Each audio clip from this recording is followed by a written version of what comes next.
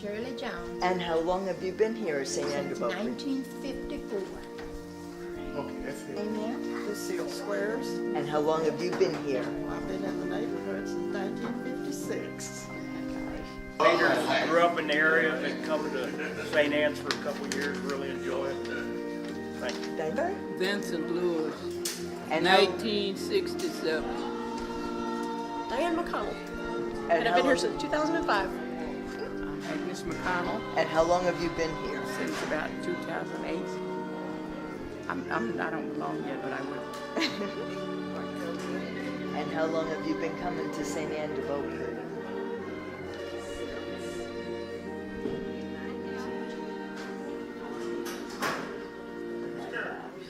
East, and then I was still living with my parents over here on 28th Street. And we started coming here to church. We didn't have a car, so we walked. My name is Georgiana St. Julian Johnson.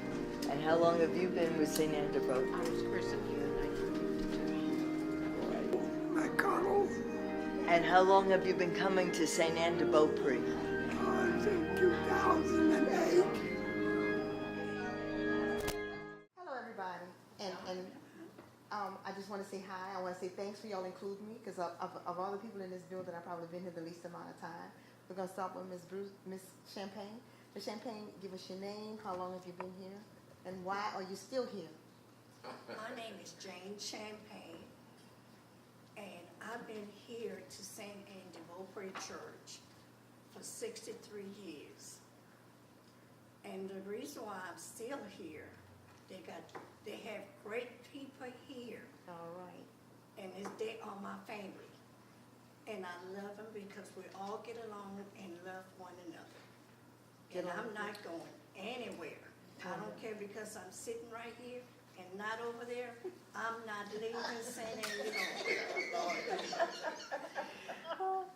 Tell us about you, Miss Kirby. My name is Marie S. Kirby.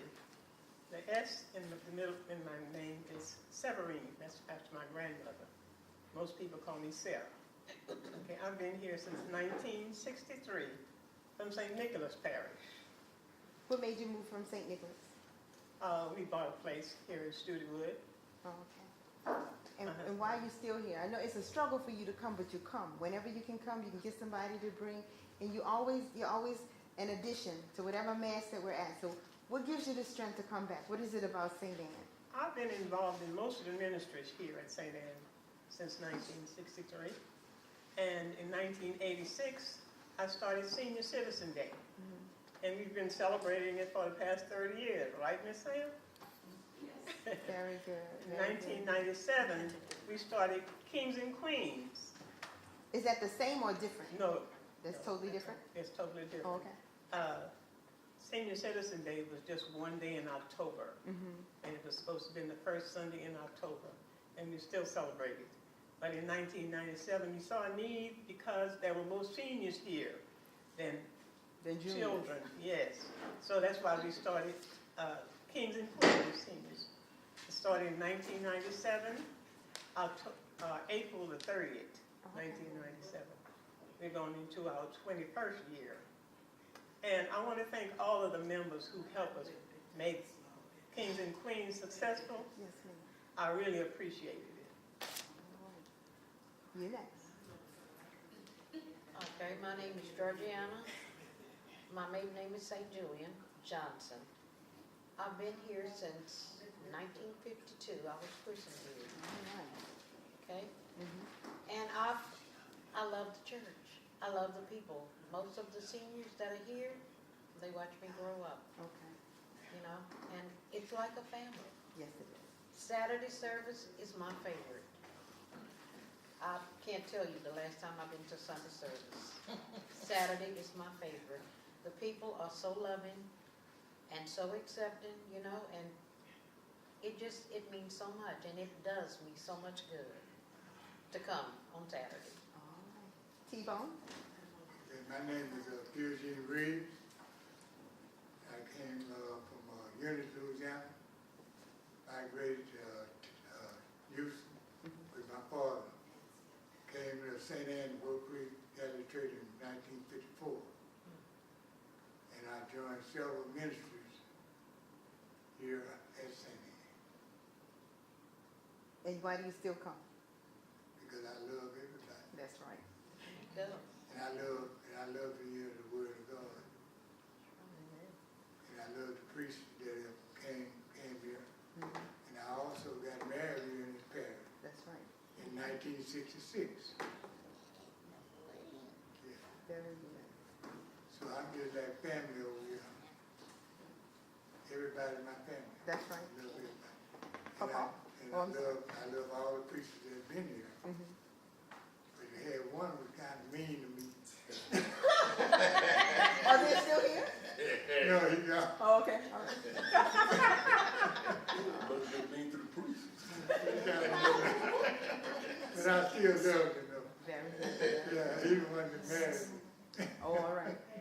He was strict. And I said, can I start again? All right. I'm gonna make a round and come back to you. Papa? I'm Irvin Bertrand. I come here in 1953, and I've been working in this parish. I started working in the parish since 1954, and I've been working. It's been like up to this time. I'm on the pastoral. I'm on the finance committee. I'm on the fundraiser. I do all the fry and the fish on during Lent. I'm one of the best on this side of Sabine River. And I love St. Anne, and St. Anne has so much to give. There's so many beautiful people in here that we love each other. We're one big happy family. So that keeps me in here, and it keeps me going. And I have brought a lot of money into the parish since I've been here. I wish I had some of it. And I love the priests that have been here. I've been through all the priests that have been here. Got along with them, and they know what I'm for. I work for the parish. I love working for the parish, and I'm gonna continue working for the parish. And after all, I'm not a baby. I'm a teenager. All right. All right. And Mr. and Mrs. Broussard? I'm Ladies Rosemary Broussard. I've been here since '54. That's when I got married to Ernest in '54, and I started coming to this church. Before, I belonged to Our Mother Mercy, but I've been coming since '54 to this church, and I have loved it. I had my family here. I had 3 children baptized, confirmed, and everything in this church. Give them married in this church. I had my 50th anniversary in this parish. It's because the people are fantastic here. Everybody's just so wonderful. And we've been so blessed to have such good priests Right. at this parish. So we've been very blessed. Very blessed. All right. Mr. Ernest? Well, I've been here since 1951, the 21st of June. All right. That's when I joined this church. And Father Wilson come to the house and he said, y'all belong to this church, so you come register. So I've been here ever since. And I joined the Holy Name Man. We had a terrific Holy Name parish over here a long time ago. We used to go to we used to go to the hospital, we used to visit people in the homes and all that stuff. We're doing it good way. We put the walk when they built that hall, Mr. Trahan, Mr. England, it was from Acres Home, but they belonged to the church over here. We pulled that wall. I was working doing construction. I got out of while. We pulled that walk from the hall in front of the church. We done it after weight. I got them all together. We put in concrete. I got the concrete. My neighbor was a concrete man, so he ordered the concrete from me. And we got all together. About 5 o'clock in the evening, we pulled that wall. It's how long, and then that's the reason why I'm still here, because they need me here. Yes, we do. Yes, we do. They need me to do the plumbing. The time they got a problem, they call Ernest. Call Willie.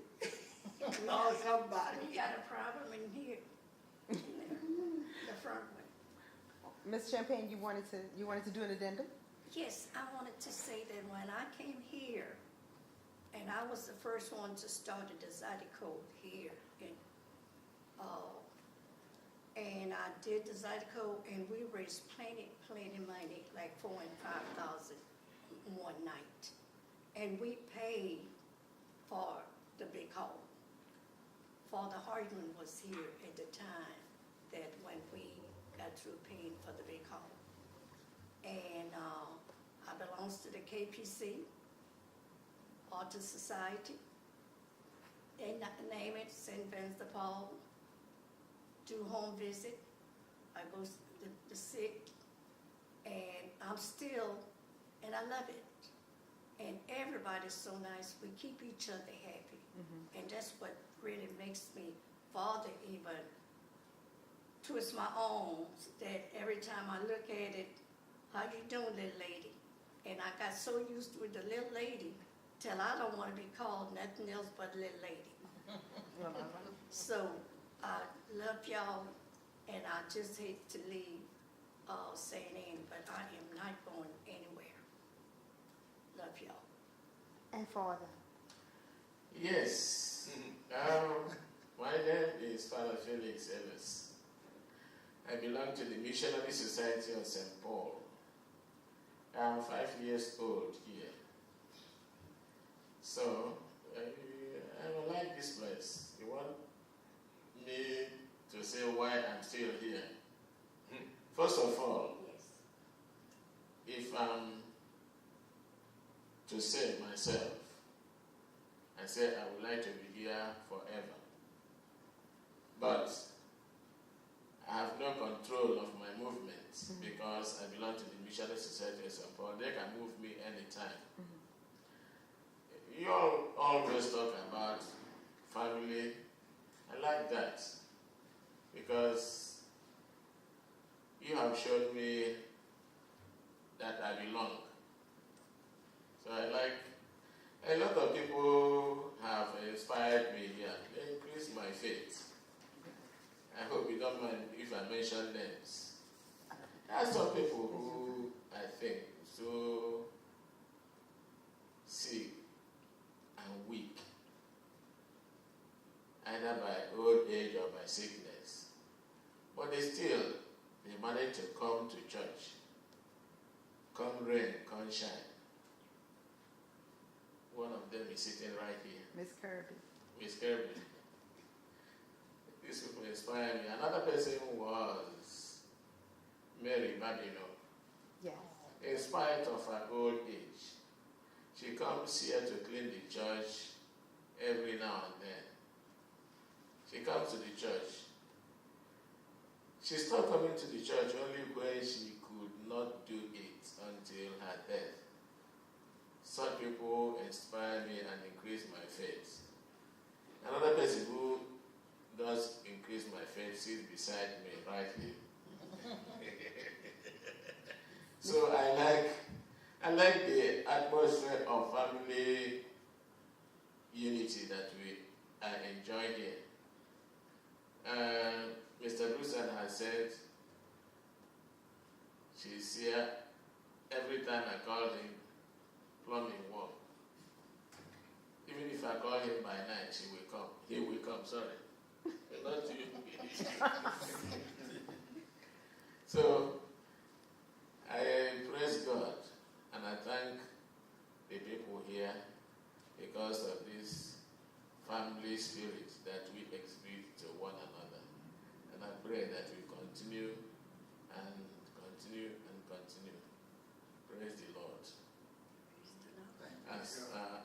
As my friend would say, God is good. All the time. There we go. Thanks, y'all. Thank you. And thanks for including me. Thank you.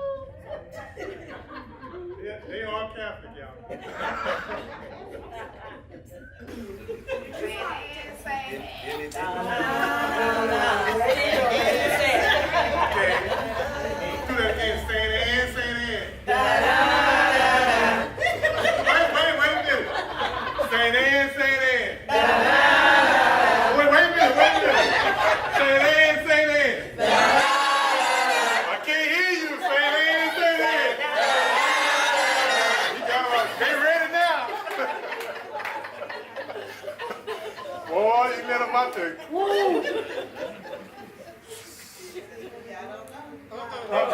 Better ask somebody.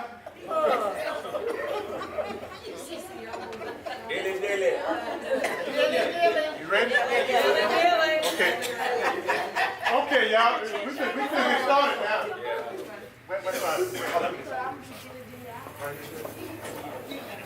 Give us our FBI warning. Okay. I'm going to give y'all your FBI warning right now. Anybody got a double identity that ran away from home or did anything wrong, get out the video right now. Melinda, go ahead and go. We're not responsible.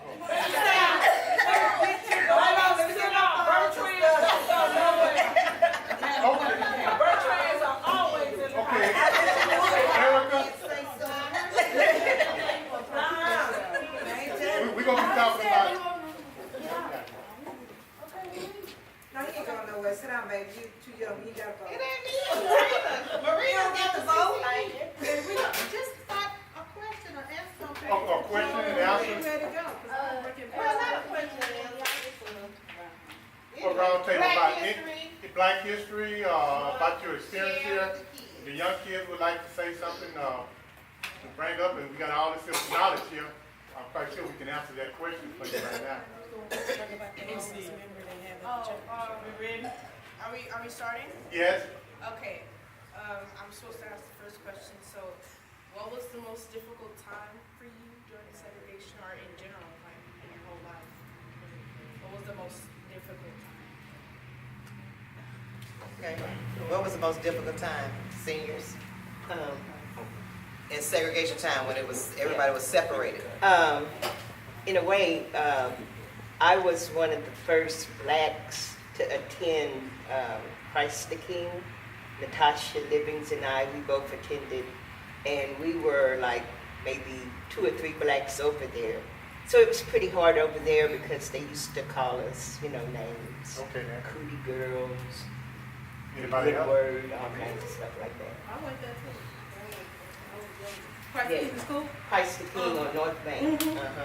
But you were young. I know, yeah. But we were, we were like the first blacks over there. So it was So we knew St. Anne to be the black Catholic church in the area, and Christ the King was considered like the white church in the area.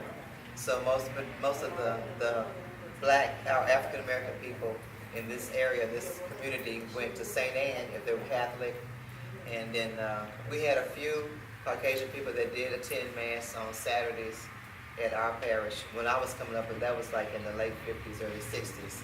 But Mom, back in your time, do you remember any Caucasian people coming to St. Anne de Beaupré? Yes. Because I believe some of the first families here weren't just black, they were also Caucasian that came to St. Anne. And it wasn't really segregated, even though that was in the 30s, 1937. I don't remember, did y'all have to sit separately from them? Yeah. Okay. On the east side, on the south side, rather?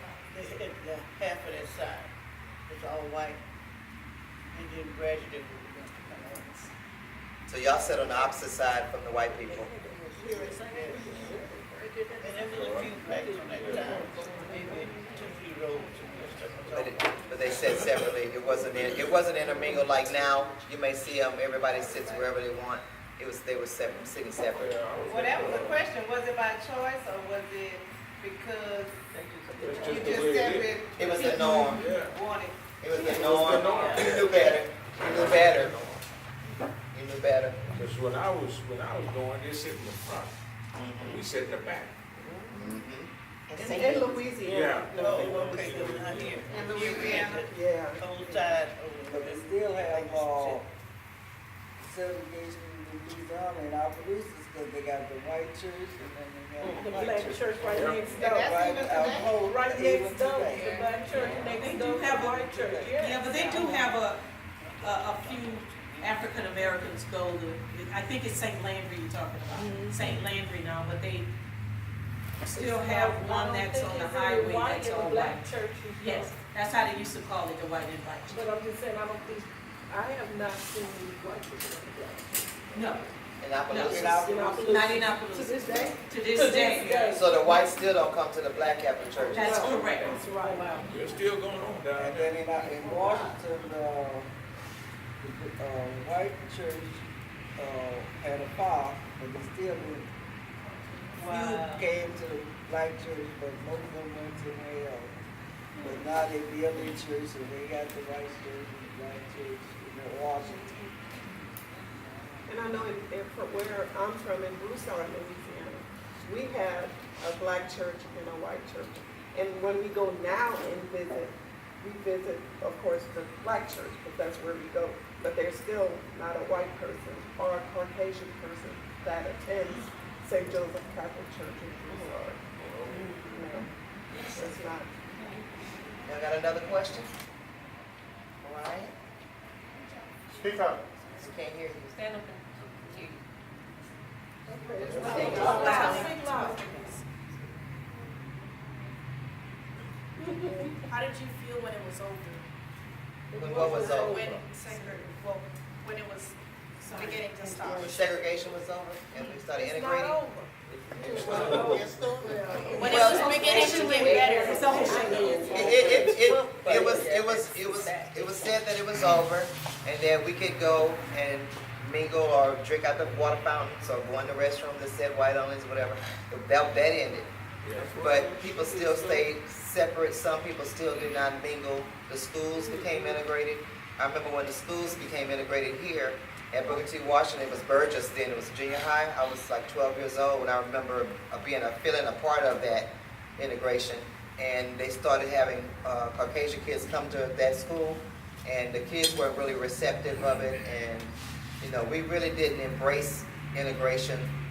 Like, you know, we were saying we wanted to have equality, but integration was still difficult for us because we weren't used to doing the same things they were used to.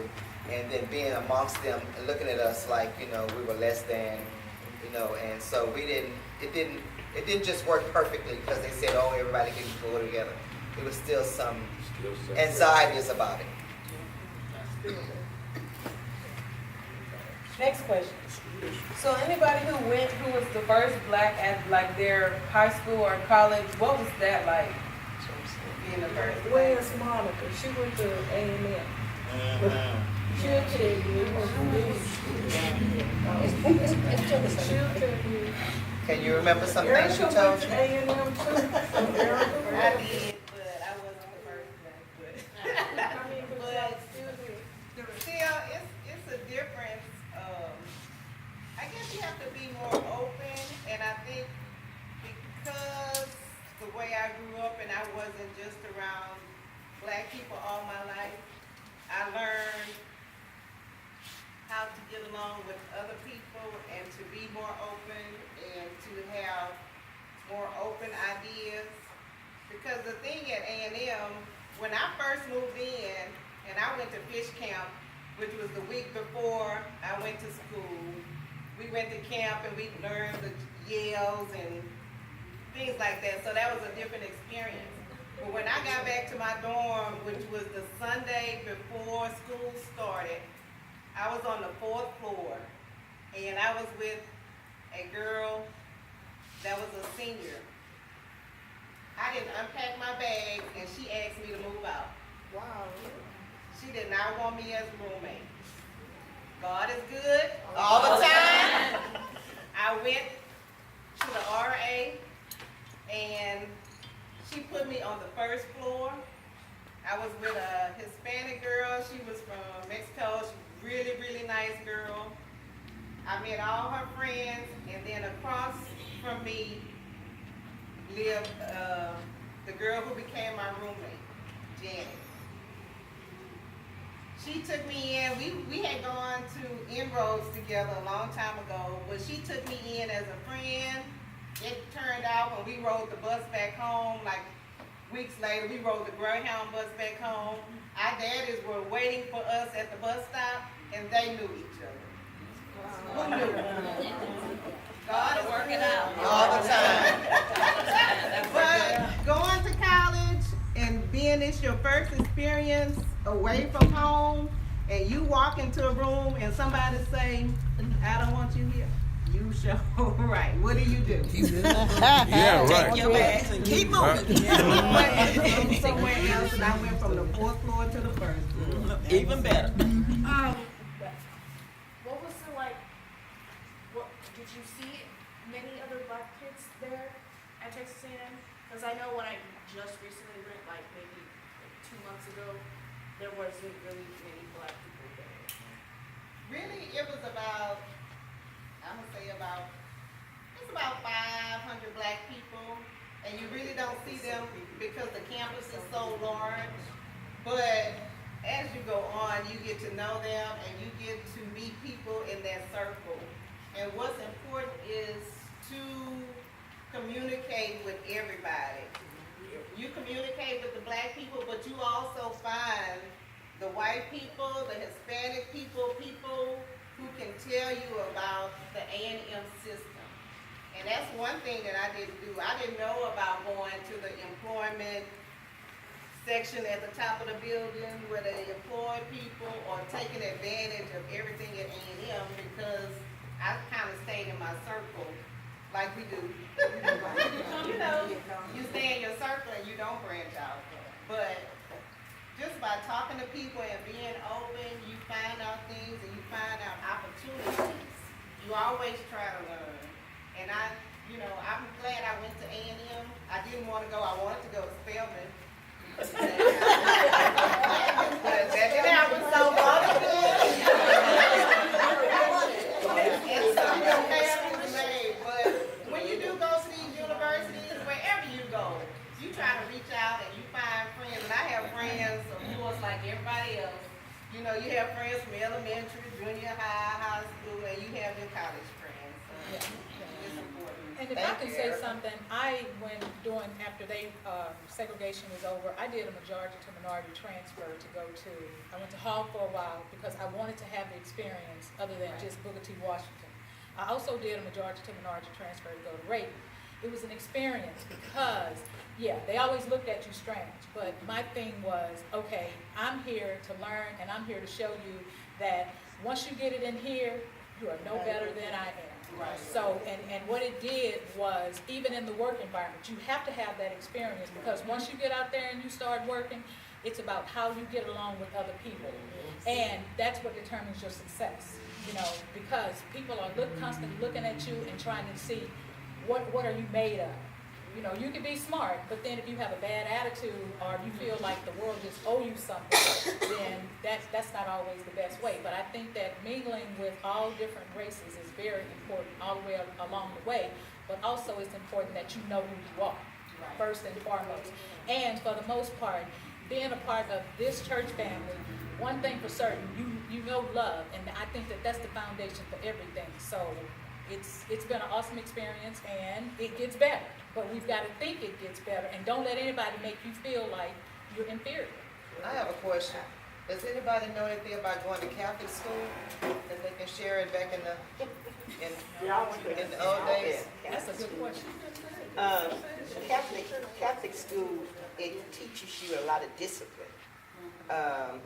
My transition out of Catholic school, going to public school, it was like the kids were different. The discipline wasn't there. Grade-wise, study-wise, I was, so much ahead of them. And like I say, I went to Catholic school when it was strictly nuns and priests.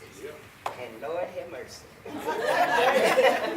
was, when I first got over there, I had never seen anything like that. The kids were all running around on the playground, and when that bell rung, everybody froze. I mean, even the ones on the seesaw, they jumped up, and I was like, Mama, Mama, look at that, look at that. I had never seen it, but it taught me a whole lot. Yeah. And it played a big factor in my life today. Oh, the catechism. Did Oh, anybody yeah, else have a church. sense of pride of growing up as a Catholic? A sense of pride of growing up as a Catholic? Because I know when we would tell, like, going to school and when people found out that you were a Catholic, it was just something different, you know. What about you kids? Do y'all experience that now? To this day, a lot of people like Get them back. when I tell them I'm Catholic instead of like being Baptist or being Yeah. Apostolic, everybody looks at me weird, but because What do you usually say when they ask you about being Catholic? Well, they just ask me what's the difference between being like Catholic and Baptist, and me and my friend Tristan, he's Baptist, so we always like talk about what's the difference because that's interesting to us, but a lot of people just don't get why I'm Catholic, or they be like, y'all church is boring, or like, why do you participate in something so boring? How do you stay up? Like, just negative stuff. Yeah. But I usually respond with positivity. God loves you and He loves me too, so why? Amen. Yeah. All right, Jayla. What about you, Amaria? What about you? Come to mind. That's what you should. What about you, Maria? I mean, they don't really ask me that. I mean, it's sometimes they do, and I explain to them. But I mean, it doesn't really bother me if they say that to me, because I mean, it doesn't really bother me. It's understandable of what they say. Me being Hispanic, marrying a black man, okay? We Hispanics are we're Catholics. We're born and raised Catholics. You know, we're usually not another denominational, so nobody tends to question our religion. Why Hispanic We're people are Catholic, right? So when you married black, and then they say, did you convert him? No. He was already Catholic. Yeah, his family been here since 1930 something. Which is the Yeah. opposite. I said no. I go to the church where he grew up. I go to the church where everybody was baptized. I go to the church where everybody was married.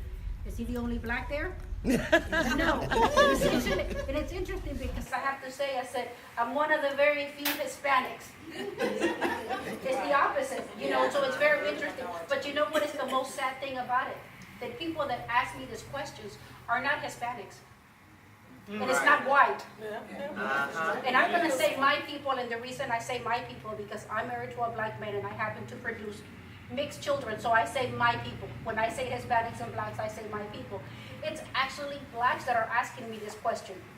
Did you convert him? Excuse me? No. No.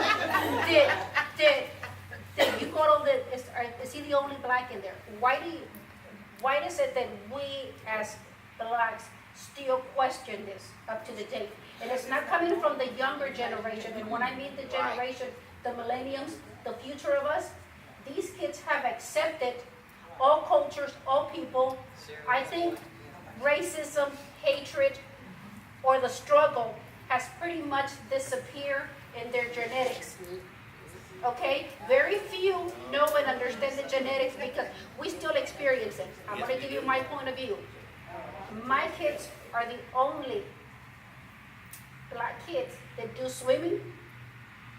I'm the only Hispanic that does knitting in my organization. I do a lot of volunteer for so many organizations, and I'm the only Latina. There's only one other black person there. Everybody else is white. In my swim team, my kids are the only ones. Okay, in the groups that I participate, I'm the only one. And it's hard to see that because people are like, when they hear my last name, they don't hear the common black last name. Johnson, Smith, you know, Jefferson, Franklin. They hear Stafford. So most people think he's white. Okay? So when my daughter's friends come around and they call my daughter, which she's 23 now, there's a black man outside. And she has to tell him, that's my father. Okay? He dropped her off at prom one day, and he said, ooh, your mom hired a chauffeur. And she said, no, that's my father. This is 21st century, where my daughter has to explain, yes, he is a black man. Yes, his last name is Stafford. Yes, we do go to the school. Yes, he does drive that car. When you get stopped, is this your vehicle, sir? Yes, it is. Is this your car? Today, yes. Does it happen with us Latinos? Yes, it happens. Let me give you my struggle. I speak English with an accent. And I speak English with a strong accent. You would think that I wouldn't have an accent. But when you live in the area where I live, which is dominant Hispanic, we all have an accent. I don't care whether you were born here, not born here, but we do have an accent. So people tend to question you. Okay? And they ask you questions. Me being a nurse, you'd be surprised. I have had a lot of patients say, she's not drawing my blood. She's not touching me. Okay? But turn around this. And they said, who can take care of the wound better? And the director of the nursing will say, that nurse you told her that she couldn't touch you, she's the best wound care person there is in the hospital. So if you want the best, you have to take it from her. And they said, the wife said she's willing to allow you to touch the husband. And when I do that, I have a child, a wife, an uncle, and a niece literally behind me. Do you know what you're doing? I've only been doing this for 20 years. No, I don't know. So you have to explain that to people every day. So you have to explain to them why you speak with an accent. And then when they question you. So this generation has forgot about that. And what I like to bring out to this generation, and I'm sad that we don't have a bigger group of this generation present, is that continue to strive. Yes, you do belong there. Yes, you do need to be there. Yes, when you walk into A&M, yes. Okay? When you walk to U of H, yes. You're not an athlete. They didn't pick you because you know how to play football and basketball. You're academic. You got the brains. You got the skills. You got the knowledge. You want to be an accountant? Yes, you can. You want to be an engineer? Yes, you can. When you apply for a job, yes, you do have qualifications. Everything that comes with it. Don't ever look down. When you walk in there, you pick up your head. It doesn't matter if you have a strong accent. It doesn't matter how you look. It doesn't matter what's going on. You walk in that door and you say, I am so-and-so. If you don't want to shake my hand, if you don't like me being here, well, this is what I would say. I'm sorry, I think we have a problem. Yes, what's the problem? You don't need to be here. No, I just realized you're the one that does not need to be here. My older generation that we're looking at here already did the struggle, already did the fight, already did everything. I need to be here. Y'all have some more questions for Well, I was us? gonna say, that, I agree with what she was saying about, because I went into corporate America, back in the late 60s. And let me tell you, many mornings, I'd walk in, and my joy of self, I'd smile, I would say good morning. And man, you just see heads, they look on the other side of the wall, wouldn't say a word to you.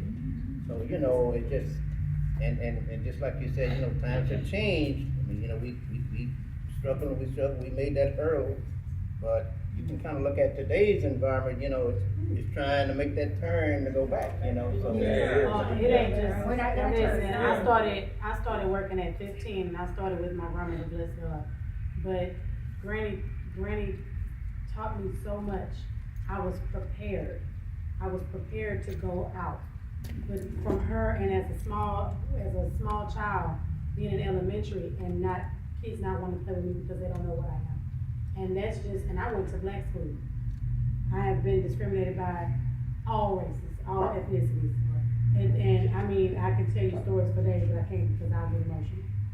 And the one thing for me is, my name is Caitlin, and my last name is Kennerson. There's nothing black about my name. That's just the truth. And when I go for a job interview, they're not expecting for me to walk in ever. And literally, I have not met one person, no matter their background, I have not met one person that has looked at me like they expected for me to walk in the door. Every single time. And I don't know if it's because of how they spoke to me on the phone. Sometimes I think, well, maybe my voice will give it away. That doesn't work. They're not expecting me. And when I do my job, then, they're like, oh, well, I'm glad it was her. But I've always dealt with discrimination. And I'm only 29. So I'm not too far down, old, I'm not too far young either. So that middle, just coming up in that middle time, no, it's never left. It's always been there. We do experience it every day. And I do mean every day. And I can tell you, working as a waitress has been one of the most trying experiences because you won't believe how people will treat you as far as, handling their food, as far as with your, I mean, look at, a guy was upset with me because I didn't know what a baker's was. I'm like, why didn't you just say baked potato? It says baked potato on the paper. Yeah. You could just say, I want potato. I don't know exactly what you meant. You said, give me a baker's. And then threw a fit because I said, I'm sorry, sir, I'm not sure what that is. And I mean, literally, like through his menu, he had a full-on fit. And I'm like, Jesus be a fence all around me every day because I need this job and I don't want to embarrass my family. But outside of that, just that exact, the ethnicity part mixing with my religion. I had kids growing up that, one, I'm in school, you don't know what I am, and then I tell you I'm Catholic, I intervene in conversations about religion, and I say, oh, I'm Catholic? That's a whole nother, that's just adding a tally on. Oh, okay, so you look this way, you talk like this, you're smart, and you're Catholic, I don't fool with you. And I mean, literally, like I've had people literally not want to converse with me at all. I mean, you worship the Blessed Mother, you worship Mary. I'm like, first of all, don't come up here pointing your finger if you don't know anything about it. You have no clue. You have none. No clue. You won't believe how people will treat you. And we had a kid in KPC that went to school with me. He was the president. His name is Chris, rest his soul. He had a heart attack on the track, and as a result, he passed away. And it affected our entire school. I went to Booker T. Washington. It affected everybody. People who didn't even know him went to that funeral. When they came back, they were like, listen, now we got questions about you being Catholic. First of all, it only lasted like an hour. What's with that? And then what's with the kneeling and the standing? I mean, but once they went, they were interested. Now they want to know. And you won't believe, I mean, literally, I think it was 5. But 3 of them were boys that I wasn't expecting because they were so verbal and questioning it. They became Catholic. Joined KPC my last year. They were Catholic. They were in 72. They converted. And I'm like, wait a minute, your mama let you convert? Well, how does that work? You know what I mean? Like, what's going on in y'all household? But it really was a challenge. Like, the challenge has never left. It hasn't left with you with your ethnicity. It doesn't leave with your religion. It's gonna be with you for the rest of your life. People are not gonna change. It's just not. You're gonna learn to deal. You're gonna learn to deal with it. And the greatest thing about this church is that here, every single person that I'm looking at has given me a foundation. I mean, everybody here. That is Aunt Melinda, and Aunt Susan, and Auntie Marsha, and baby, don't say a lick a word about Erica Jackson. Like, this is my family. And when I tell people, no, it's a family at my church. It really is. Like, my brothers don't say a word about Miss Thelma and Miss Marsha. Y'all don't know, like, we are tight. My brother's best friend is Mr. Johnson's son, who my best friend is Valerie Kirby. Everybody here, when you grow up with a foundation like that and a spiritual background, you won't believe what you can conquer. I'd like to add something to Caitlin. Caitlin is the 4th generation of our family. My mother's mother came in 1937. My mother was 5 years old then. And I'm her daughter and my children. So we've all been at St. Andy Beaupre since 1937. Our family's 4 generations here. And there are other families here that's also been here several generations here, grandchildren, great-grandchildren. We look small, but there's a lot of family here. I always say I'm Black Catholic because that's my family. That's why I'm Catholic, because I'm related to everybody in the church. That's why. Kyrie has a question. What kind of transportation problems were there for blacks? That's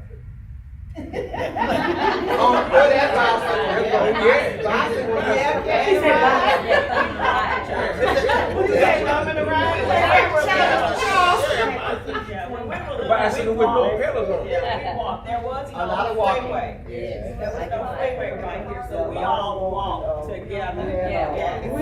There was no One at a time, y'all, but you recording. One at a time. We came up Link Road. There was no 610 freeway here. We passed by the Socola's grocery store, and we all walked to church here. We all walked to catechism. It wasn't CCE, but it was catechism.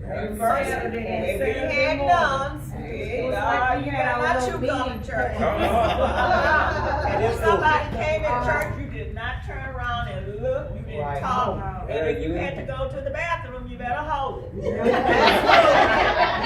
mind on the Lord.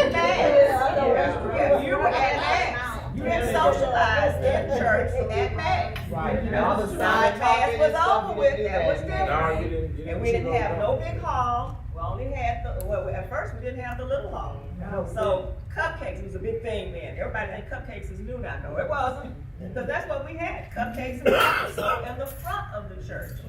So when you got out of that, that's what you had. And then you went to CCE, and then you were stoic when you were in CCE. And then when we got out, we all went right on back across Link Road. And we all, when we got to 32nd, some went this way, some went that way. We all had our little meeting points where we walked up. And we walked, and nobody bothered us. Even downtown. Nobody was trying to grab us. None of that happened. You know, this child asked if they have buses and cars. They did have cars and buses. No, they weren't. But people still walked more than anything. We walked. She said they were not gonna drop us off. And we walked to Booker T. Oh, where did you still repeat that? The parents didn't drop you off? No, they didn't. You walked? Did you say you walked to Booker T? Yes. I was stalled because I can hear the bell ring and I got dropped off. One at a time. And I'd like to add this, Marsha, and your mom and everybody knows this and can remember this. We all had a headscarf or something on your head. You could not go to church without something on your head. You had to have a headscarf on. You know, it wasn't so much a chapel bill. It was men had collection on, and that's what we wore to church. You had to have something on your head. Yeah, you had to have something on your head. If you didn't come to church dressed like you was going to the club, you Yeah. had to be respectful. No jeans either. Showing body parts and so forth. That was in my time too though, because I remember Mr. Joe taught us to be altar service like the 6 months that I did it, and I remember you saying don't come in your tennis shoes, you had to wear dress shoes or your church shoes, and I had to wear like a dress, like I couldn't wear pants. Even though I was gonna put a dress on top of the dress, I had to wear a dress. And we had to wear like dress shoes and shoes on the altar. Well, I want to say, they say come as you are. People throw that scripture in your face, come as you are. But it didn't mean come as ratchet as you want to be. Okay? You need to be respectful when you come to the house of the Lord. Go ahead, Sydney. What you got, Sydney? I have a question. How do you deal with someone being racist towards you? Like, what is the correct way to do that? You immediately start the Our Father in your head. You start praying from the moment they start. That's one good start. But I actually, when I had you guys in my class, I was telling y'all, you have to kill people with kindness. That's it. That's the way to do it. You know, if you notice, I smile all the time. I'm not faking. That's just how if you just do it all the time, it'll become a natural part of you. Yeah, right. And you'll smile from your heart. You have to train yourself to come from the heart with kindness. You can't fake kindness. You have to start, it has to come from the heart, and no matter how horrible somebody is to you, you have to try to be nice as you can. I'm going to give you one quick example. I worked for Southwest Airlines, and you get a lot of negative attitudes when you work in the public, okay? And at the airport, they'll spit in your face, okay? They will throw something and hit you. They do not, they're at the airport. And over the phone, they'll talk to you so bad that you'll feel like they stabbed you in your heart. But I had believe it or not, because I'm a very high-strung person, in my career at Southwest, I won a lot of certificates turning calls around when they come on the phone, yes, B, I'm tired of y'all, GD, whatever. And I'd be like, well, wait a minute, sir, because I'm on your side. You know, okay, let's see what's going on. I need a supervisor. Well, let me fight with you to talk to this supervisor. And I turned a lot of calls around, and I've been called the Black V. All kinds of stuff, okay, over the phone and in my face working at that company. And that has been in the last 10, 15, 20 years. So that stuff still happens today. People will call you out of your name and they will call you ugly things. I've been called the N-word a lot. I tell you what, agree with her because I'm from Continental and going on job sites, I was the project manager, and the minute I walk in, they would originally automatically, well, who's in charge? And they would go to the white guys that were with me, and then they would have to turn around and say, she's the one you need to talk to. Very prejudiced field. And that's a very prejudiced field, but you have to first put your prayer armor on before you go anywhere.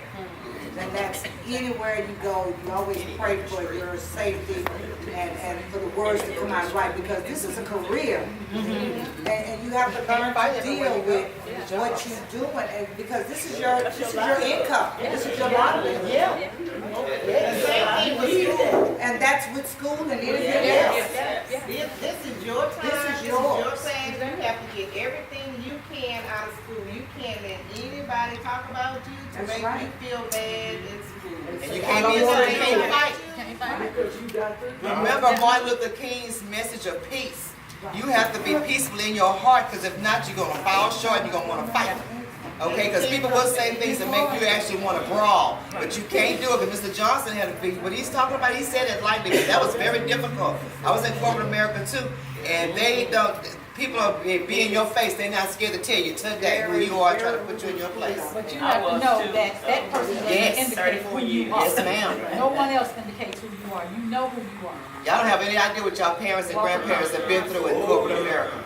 But they're going through this, believe it or not, they are experiencing these things at school and at parks, and it is still here now, and I'm telling you, you literally, you start praying immediately. You need the Lord to intervene. Because in school, like, they'll ask, why do I talk so Caucasian or white? And I'm like, there's a way to talk of color? Because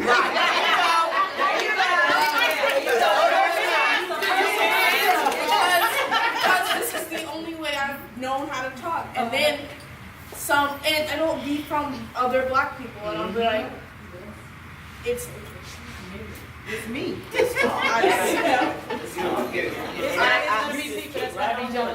then It's hard tribulation. It's called tribulation. now it's even worse because of someone higher in power being there to support them. And I am a Creole Haitian American, and when the president said those things, it was hard for me because that's me. That's somebody who's talking about. And I know that I work really hard to not be stereotyped like that. And it was just difficult. It doesn't matter how hard you work to not be stereotyped. You are stereotyped because you are what? Black. And a female. Get away from being black. And a female. And I had, with having two boys with the last name Edall, it didn't go off good. So I had to stay covered in the blood. Because I would forget myself, because like one of them, Austin, was real quiet and laid back. And what he would do is shut down, and he wouldn't respond. Guy, on the other hand, he was out there, so he handled it well. But I noticed when he left from the white environment and went over to a black school, which was my church school, Community of Faith, it was a disaster. It was worse. It was, and I was shocked because I would have thought, that he would have done better at my church school. Nightmare. So they're Nigerian, right? Yeah. So with that name, it didn't go off too well once they got into black school, but they held up well. Like I say, Austin, he would shut And down. experiencing what you But go through, and even though when I said, you got to start praying from the beginning, it sounds like a joke, but I'm serious. You do, and more than anything, you're not just praying for the situation that's happening to cease or for the other person to have understanding. You're praying for patience for yourself. You know what I mean? Because at the end of the day, that anger and that frustration that you have is you. Don't get me wrong, people can provoke you, but you have to allow yourself to be provoked. sometimes you can allow yourself to go really far. Well, like And it Michelle took said, me, when they go low, you go high. you go high. And it took for somebody to tell me to be patient with myself to get there. But that's really what it is. You have to just, when they say be kind, it's something that you have to work on your own. Because it's gonna happen every day for the rest of your life. So the question would be Prayer is how do you important. handle the situation? It's very interesting. Prayer. I've been called a wet back. No, listen, y'all, it's Okay? prayer. Which she's No, okay. and most people would say prayers, but how do you change the situation? It's still the same. After you do the prayer, the problem is still there. It's still there. Let me give you an example. I've been called a wetback. Okay? I'm Latina. I've been called a wetback. But you know what I do? It's called history. It's called education. You educate yourself. Okay? Yes, I may be a wetback. Yes, I made it across the Rio Grande. You're white. British, Polish, Italian, Atlantic or Pacific. Okay, they all crossed. See the difference? They all crossed. Okay? So when you do education, Yep. the key to it Yep. is education. And look, I'm not gonna say do it with an attitude or do it mean, and I said, excuse me. I remember back in 3rd grade history class, we talked and discussed this. You are right. I am considered a wetback. Across the Rio Grande. You're right. What? Based on the book and so, which this book was written by your author, happened to be white. You crossed the Atlantic and the Pacific Ocean. Remember when this happened? And they're shocked. You see what I'm saying? So they're surprised. So my key to that is that don't get mad, don't get upset. Do the history, do education. It's smartness. Educate yourself. Know where you're coming from, know what you are. Education. And then they get surprised. And don't get me wrong, there's sometimes that I have to say, please look to the right and please look to the left. And then they say, why? Because I'm trying to figure out where do I want to knock your teeth out. I'm not going to lie to you. I have done that. And they're looking at me like, educate yourself. It's the best I way can to remember, and a lot of you all knew that I used to work for the Paul's Jewelers at Northline, the old Northline malls. I worked with them for 17 years. And I was the first black to be on the other side of the counter helping customers. And you found the older whites, they didn't want me to help them. You know what I'm saying? They didn't want me to help them. Okay? But, seeing you, Mr. Paul, let me go look in the back and see what, I might have something else. And, she'll help you if you want to see something else and this, that, and the other. Well, you know I got that old Gemini personality. I can look at this, I can smile on that side and then I can cross my eye on the other side. And it got to the point where when they walk in there, they didn't want anybody else to help them but me. Because I killed them with kindness. That's right. I killed them with kindness. I worked for Zales, I did the same thing. I killed them with kindness. It works. And I tell you what, when they walk in that store, they didn't want anybody else but me. Yes. All right. Nobody but me. All right, church. Kids got a question before the children. I'm gonna jump. Look here. That is so fine. We can continue with this here all day long. Yeah. For my children, I'm gonna tell you something. And you heard me say this here before. Put God first. Yes. Put Him first, whatever you do. Sydney and all the rest of y'all, I want y'all to do yourself a favor. Whatever you do, make it consistent all the time. Be consistent in what you do. And keep your faith. We talked about church, and then I don't know, that's on your mind also. Church, what I like about being a Catholic, in every single thing we do at this church, we're going to pray to our Father. In the Bible, it says, how do I pray? Our Father. That's what I like about Catholic religion right now. And there was prejudice in the Catholic religion at one time. Hold tight to your belief. Don't let nobody change you. Don't let nobody disturb you from what you believe in. Listen to your parents, number one. Always. Keep them first in whatever you endeavor in life. Because they ain't going to sit you right. They ain't going to sit you wrong at all. They will not. And just keep your belief. We got cars out there right now, each one of us. And each one of them are different cars. They do the same thing, right? And the same thing about religion. As long as they keep God first, that's all that matters. And you are, like I said today in church, when the sperm is around, it's only about 6,000 of them. Yes, it is. It's just fact. God picked one out of 6,000. And you are so special and so proud to be here on earth. What you do with your life from today, when you start out, we're going to reflect on your spirit. It's your spirit, your heart. You hear these singers talk about heart, that's where it's at. If it's good, it's God. If it's in your heart. You know if it's not, because your mind going to tell you to do something else different. And your conscience is going to tell you to do something different. It's not right. What's in your heart is what you're going to carry with you all your life. And I want y'all to realize, this is a special time to be around, and this is a round table till today, because you got the old school, and that's just they are. So when I was coming up here, I was in the back of the church, me and 5 more of the staffers too, and we was in that eating the host and drinking the wine. We got in trouble, and her mother-in-law whooped us. I was going to say, please, get your grandma off. Mr. Real. I got whooped by Miss, we all 6 of us got whooped by Miss Edwards, Miss Kirby, and our parents. I got 3 whippings for one act of just eating the host and drinking the wine.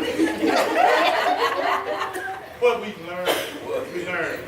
If you go to your school right now, you can ask anybody who says non-Catholic. Ask them to say the 10 Commandments.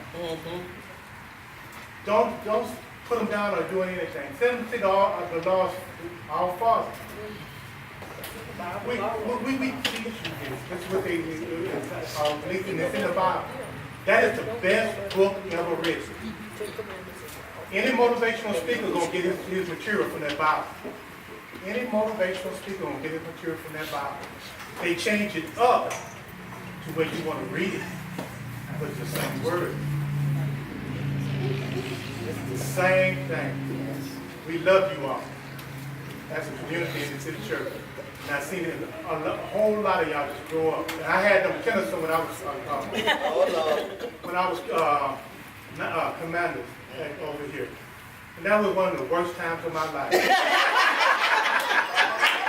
That was one of the worst times of my life. I persevered. I made it.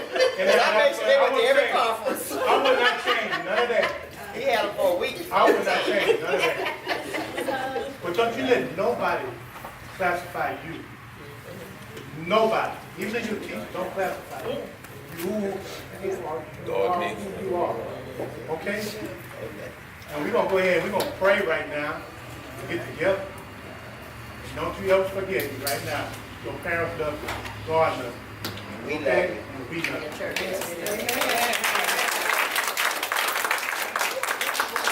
Okay, y'all going to get together, hold hands. Prayer circle. Prayer circle. Right where we are. Where we are, yeah, we got to In the name of the Father, the Son, the Holy Spirit, amen. Our Father, who art in heaven, hallowed be thy name. Thy kingdom come, thy will be done, on earth as it is in heaven. Give us this day our daily bread, and forgive us our trespasses, as we forgive those who trespass against us. And lead us not into temptation, but deliver us from evil. Amen. Hail Mary, full of grace, the Lord is with thee. Blessed art thou amongst women, and blessed is the fruit of thy womb, Jesus. Holy Mary, Mother of God, pray for us sinners, now and in the hour of our death. Amen. To the Father, and to the Son, and to the Holy Spirit, as it was in the beginning, is now, and ever shall be, world without end. Amen.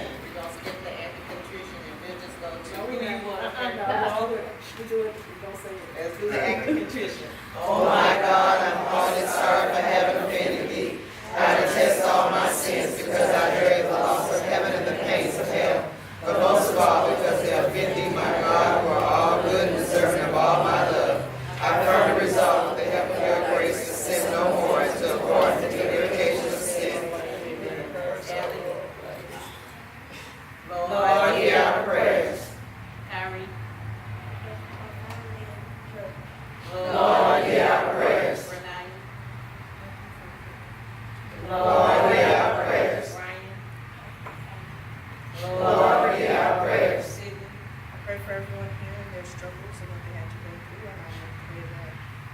have this life now, and I'm thankful for it. Lord, hear our prayers. Lord, hear our prayers. Lord, hear our prayers. I pray that we continue to move forward from segregation and not go backwards. Lord, hear our prayers. Shamar. I pray for my family and my circle, and I pray for everybody to have a good day too. Lord, hear our prayers. I pray for our family here today that we continue to be unified and to love each other. Lord, hear our prayers. We pray that Joe got this together for us. Lord, hear our prayers. Pray for all the sick and shut Lord, hear our prayers. I pray for all the homeless people who are going through, experiencing all this horrible weather, that they find shelter and safe grounds and warm food and clothes. Lord, hear our prayers. I pray for my family and my church family. Lord, hear our prayers. I pray for Joe Lewis' mother-in-law, and I hope that she have a speedy recovery. Lord, hear our prayers. I pray for our DRA Governor Horton. Lord, hear our prayers. I pray for the president that he may make the right decisions, and on top of everything, that he's can find Christ in his heart. Because if he has Christ, then he will make the right decision. Lord, hear our prayers. We pray for Joe Muttenlaw, which is in the hospital right now. Lord, hear our prayers. I pray for our future generation, that they continue and they understand where we came from and where we're going, and that we are never going back. Lord, hear our prayers. For peace in the world. Lord, hear our prayers. All the deceased members of our family and this parish with Lord, hear our prayers. Pray for everyone that is bereaved now. Lord, hear our prayers. Pray for all the Harvey victims that their circumstances make it better. Lord, hear our prayers. I pray that God's will be done.